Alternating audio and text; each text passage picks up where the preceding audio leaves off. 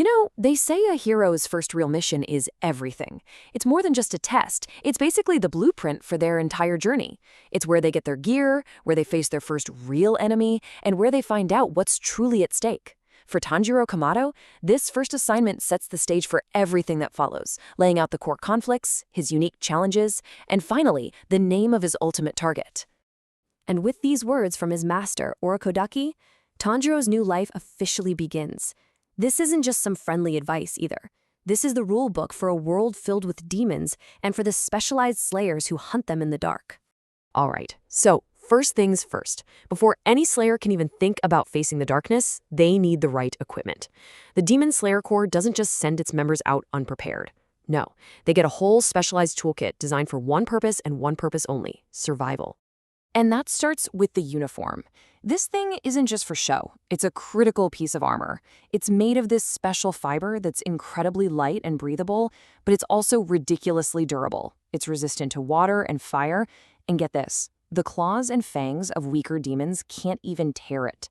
It's literally a slayer's first line of defense. Next up, the main event, the Nichiren sword. This is a slayer's primary weapon. It's forged from a unique ore that constantly absorbs sunlight, which makes it the only kind of blade that can permanently destroy a demon. But what makes it truly special is how it connects to its wielder. When a slayer holds their blade for the first time, it actually changes color to reflect their spirit and their fighting style. This is a huge moment for any new slayer. The color of their blade is supposed to be a sign, something that points to their destiny and their strengths. So what about our hero, Tanjiro? What color does he get? Black. A deep, pitch black. And the thing is, nobody really knows what that means. It's such a rare color that its meaning has been lost over time. The only rumor that still floats around is a pretty grim one. Slayers with black blades tend to die young.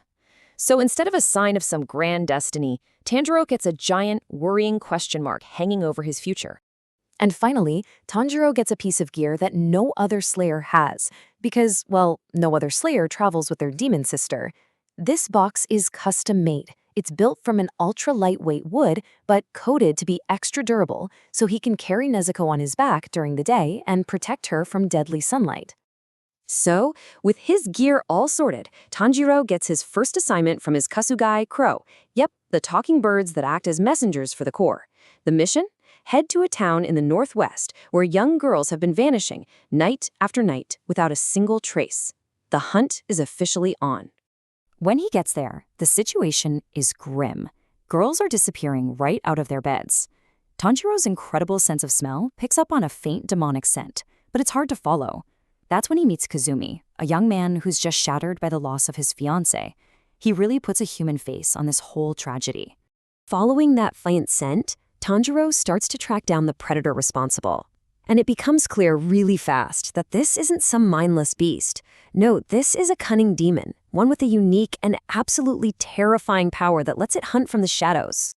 This power is a key concept we've got to understand. It's called a blood demon art. Think of it as a unique supernatural spell that powerful demons have. This particular demon's art lets it create portals that look like murky swamps on any surface, the ground, a wall, anywhere. It can then travel through them unseen and drag its victims down into its dark domain. And as if a teleporting swamp demon wasn't enough of a problem, it has another trick. When Tanjiro confronts it, the demon splits into 3 separate, thinking bodies. So yeah, the threat just tripled.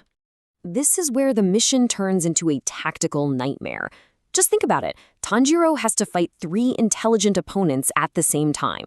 While he's doing that, he also has to protect the terrified Kazumi.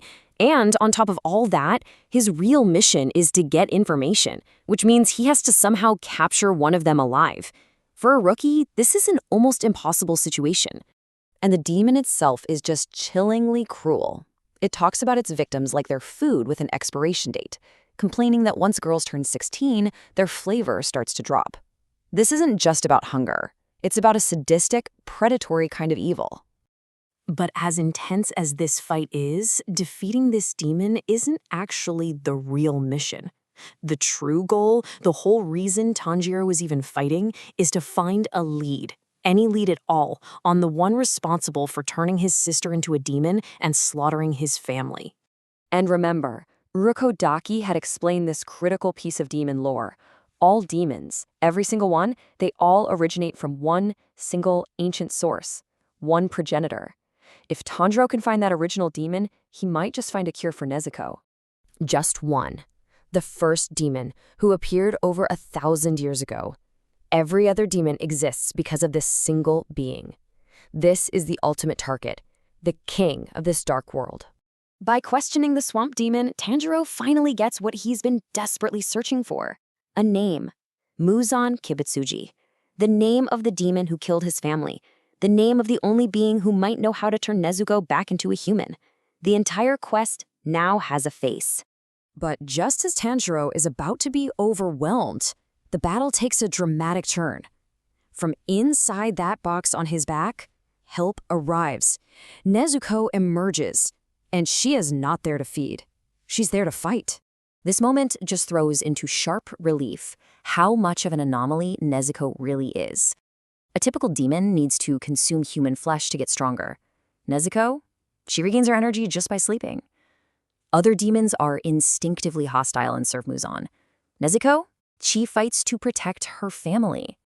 So how is that even possible?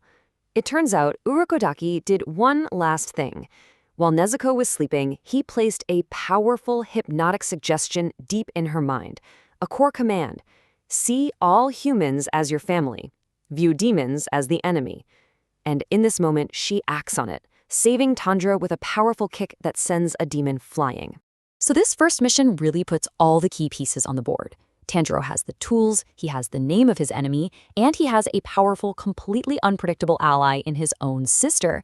And it leaves us with the central driving question for their entire journey. What happens when a demon slayer's greatest weapon isn't his sword, but the very demon he's sworn to protect?